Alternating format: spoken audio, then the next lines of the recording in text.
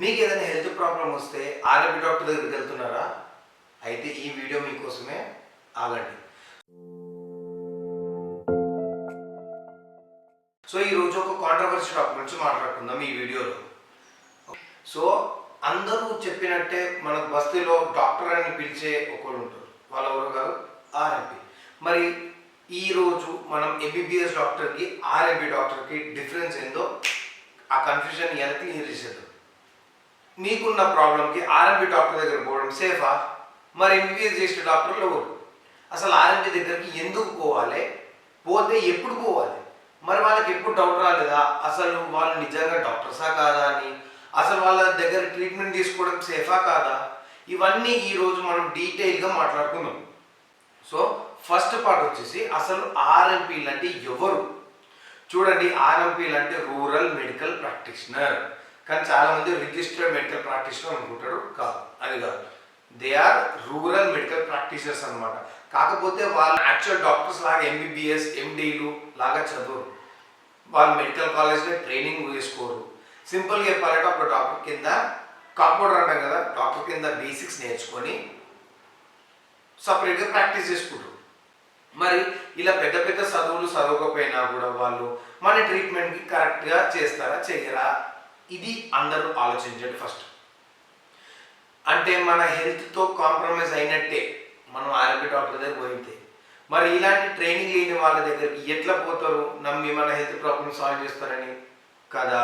So ఇది అర్థం చేసుకోండి అందరు ఫస్ట్. సో సెకండ్ పార్ట్ వచ్చేసి ఆర్ఎంపీ డాక్టర్స్ లిమిటేషన్స్ ఏంటిది, అంటే వాళ్ళ పరిధిలు ఏంటిది, వాళ్ళు ఏమేమి చూడాలి, ఎంతవరకు చూడాలి అనేది మాట్లాడతాం మనం. ఇప్పుడు మీకు ఒక డౌట్ వచ్చిండొచ్చు, రిజిస్టర్డ్ ఉంది కదా ఆర్ఎంపీ, మరి ఎందుకు వచ్చింది రిజిస్ట్రేషన్ వాళ్ళకి అని. ఇంతకుముందు మాట్లాడుకున్నాం కదా. సో వాళ్ళకి ఇచ్చే registration medical council of India ఇవ్వదు, లోకల్ గవర్నమెంట్ బాడీస్ రూరల్ ఏరియాలో ప్రైమరీ లేకపోతే బేసిక్ ఫస్ట్ ఎయిడ్ ట్రీట్మెంట్ కోసం ఆర్ఎంపీలను పెట్టింది. ఇది మనం ఫస్ట్ అర్థం చేసుకోవాలి. ఫస్ట్ ఆఫ్ ఆల్ ఆర్ఎంపీ డాక్టర్స్కి మంచి మెడిసిన్స్, దాని సైడ్ ఎఫెక్ట్స్ గురించి లేదా ప్రాపర్ డయాగ్నోసిస్ ఎట్లా చేయాలి కంప్లీట్ నాలెడ్జ్ ఉండదు. వాళ్ళు జస్ట్ బేసిక్ ట్రీట్మెంట్స్ ఇవ్వాలి అంతే.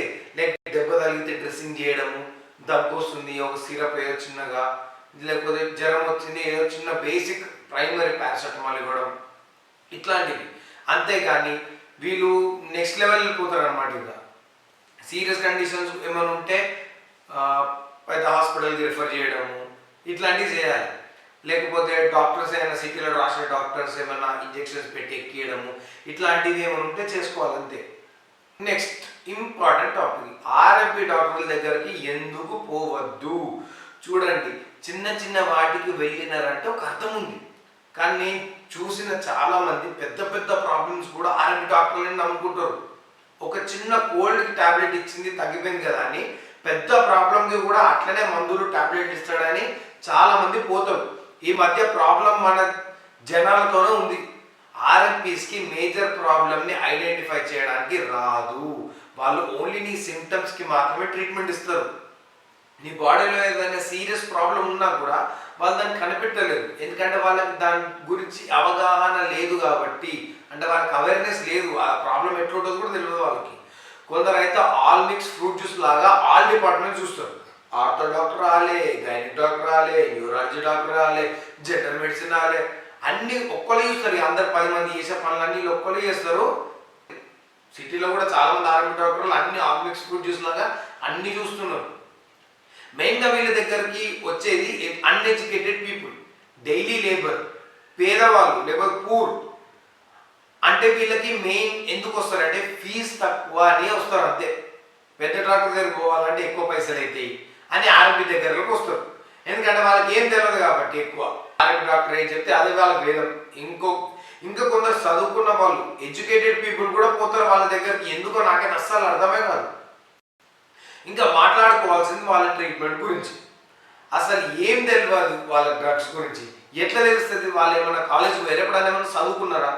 ఏం లేదు, సింపుల్ ఫార్ములా ఉంటుంది వాళ్ళకి. బట్టి పట్టుకొని ఉంటారు ప్రాబ్లంకి, ఏం ప్రాబ్లంకి ఏం టాబ్లెట్ ఇవ్వాలి, ఇంకా అంతే. ఆర్ఎంపీలు ఇస్తారు చూడు ఇంజక్షన్లు, అసలు వామ్మో దేవుడా, పెయిన్ కిల్లర్ ఇంజక్షన్ జ్వరం నొప్పి వస్తుందని పోతే కథం గుచ్చిపించుకుంటారు ఇక అందరూ. ఇంకా ఇన్స్టెంట్గా తగ్గిపోతుంది కదా. అబ్బా ఏం డాక్టర్ రా ఒక్క సూదికే తగ్గిపోయిందని ఏం మురిసిపోతారు మన వాళ్ళు. కానీ వాళ్ళకి తెలియదు ఏంటంటే ఇంజెక్షన్స్ వాళ్ళకి ఎట్లా డ్యామేజ్ చేస్తుంది. ఏ క్వాలిఫైడ్ డాక్టర్స్ అయినా కూడా నాకు తెలిసినంత వరకు టాబ్లెట్లే ఇస్తారు, ఇంజెక్షన్స్ ఇవ్వరు. బికాస్ ఇంజెక్షన్స్కి బాగా సైడ్ ఎఫెక్ట్స్ ఉంటాయి. పెయిన్ కిల్లర్ ఇంజెక్షన్స్ అది ఓన్లీ సర్జరీస్ అయిన వాళ్ళకి మాత్రమే అండ్ ఎమర్జెన్సీస్కి, అది కూడా సర్టెన్ అమౌంట్లో ఇవ్వాలి. కానీ ఆర్ఎంపులు ఎట్లా మనకి ఏం తెలియదు, గుంజినమా ఇచ్చినమా అంతే. లేకపోతే ట్యాబ్లెట్లు ఇస్తారు చూడు, నెలలు వాడాలి, కుప్పలు కుప్పలు ఇన్ని రాస్తారు. 200 ఫీజు అని పోతే 2000 ట్యాబ్లెట్ రాసిస్తారు. నేను మస్తు చూసిన ఇట్లాంటి. ఒక చిన్న ఎగ్జాంపుల్ చెప్తా. మాకు తెలిసిన వాళ్ళు విలేజ్లో కడుపు నొస్తుందని ఆర్ఎంపీ డాక్టర్ దగ్గరికి పోయాడు. ఏం కాదమ్మా, ఒక పెయిన్ కిల్లర్ ఇంజెక్షన్ తీసుకో తగ్గిపోతుంది అని చెప్పిండు. పెయిన్ కిల్లర్ ఇవ్వగానే దెబ్బకు నొప్పి ఇట్లా తగ్గిపోయింది, అట్లనే ఒక వారం ఇప్పించుకో అని చెప్పిండు. సరే అని అట్లనే ఇప్పించుకున్నారు. కానీ లాస్ట్ డే రోజు ఇంజెక్షన్ ఇచ్చినా కూడా ఫుల్ పెయిన్ వచ్చేసింది. అట్లా అని చెప్పి ఇక ఎమర్జెన్సీ అని డిస్ట్రిక్ట్ గవర్నమెంట్ హాస్పిటల్కి వెళ్ళిపోయాడు. అక్కడ పోయి స్కానింగ్ చేసి చూస్తే అపెండిసైటిస్ పగిలిపోయింది. ఇమ్మీడియట్గా ఎమర్జెన్సీలో సర్జరీ చేసేసారు. చూసినారు కదా, ఇది ఒక చిన్న ఎగ్జాంపుల్ అంతే. ఇలాంటివి చాలా ఉన్నాయి. సో దయచేసి మీరు కూడా ఇలాంటి తప్పులు చేయకండి. 200-300 దగ్గర కకృతి పడకండి.